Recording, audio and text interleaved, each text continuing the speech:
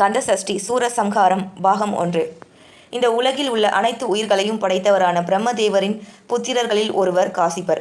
அவர் சிவபெருமானை நோக்கி கடுமையாக தவமிருந்து சிவபெருமானிடம் பல வரங்களை பெற்றவர். ஒரு சமயம் தேவர்கள் யாவரும் வலிமை இழந்து இருந்த காலத்தில் அசுரர்களின் குருவான சுக்கிராசாரியார் அசுரர்களின் வளர்ச்சிக்காகவும் அவர்களின் சக்தியை அதிகரிக்கும் பொருட்டும் காசிபரின் தவ வலிமையால் அசுரகுலம் தழைக்கும் பொருட்டு ஒரு திட்டம் செய்தார். தனது திட்டத்தை செயல்படுத்த அரசகுலத்தை சேர்ந்த அசுரேந்திரன் மற்றும் மங்களகேசியின் தம்பதியருக்கு புதவியாக பிறந்த சுரசையை தேர்ந்தெடுத்து அவளுக்கு தான் கற்ற பல மாய கலைகளை கற்றுத்தந்தார் சுக்கிராச்சாரியார். கலைகளை கற்றுத் தேர்ந்த சுரசையை பலவாறு சோதித்தார். சுக்கிராச்சாரியான் பல கடினமான செயல்களில் அகப்படாமல் தான் கற்ற கலைகளை கொண்டு வெற்றி கொண்டாள் சுரசை. அவளின் சாதுரியமான அறிவையும் செயல்திறனையும் கண்ட சுக்கிராச்சாரியார் இன்று முதல் மாயா என்று அழைக்கப்படுவாய் என்றும் பின்பு தனது மனதில் திட்டமிட்டு இருந்த எண்ணத்தை பற்றியும் கூறினார்.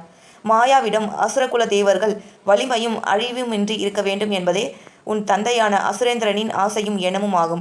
ஆனால் அசுரகுலத்தை சேர்ந்தவர்களோ தேவர்களால் தொடர்ந்து அழிக்கப்படுகிறார்கள். தன் குலத்தை சார்ந்தவர்களின் அழிவை தடுக்க இயலக்கூடிய வாய்ப்பு இப்பொழுது உனக்கு உள்ளது.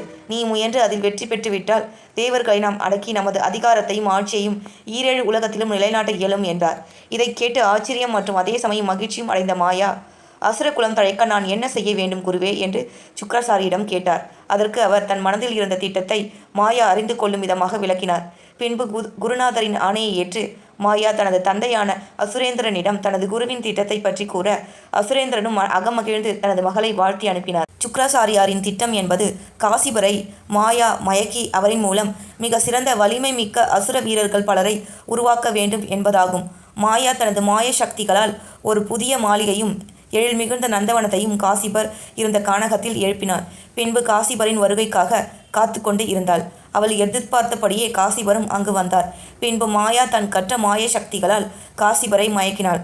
இதனால் காசிபர் தான் பெற்ற தவ வலிமை எல்லாவற்றையும் இழந்தார். காசிபரும் மாயாவும் முதலாம் பொழுதில் மானுட உருவத்தில் இணைந்ததால் மானுட தலையுடன் கூடிய சூரனும், இரண்டாம் பொழுதில் சிங்க உருவில் இருவரும் இணைந்ததால் சிங்க முகத்துடன் கூடிய சிங்கனும், மூன்றாம் பொழுதில் யானை உருவில் இணைந்ததால் யானை முகத்துடன் கூடிய தாரகனும், நான்காம் பொழுதில் ஆட்டின் உருவத்தில் இருவரும் இணைந்ததால் ஆட்டுத் தலையுடன் கூடிய அசமுகி என்னும் அசுர பெண்ணும் பிறந்தனர்.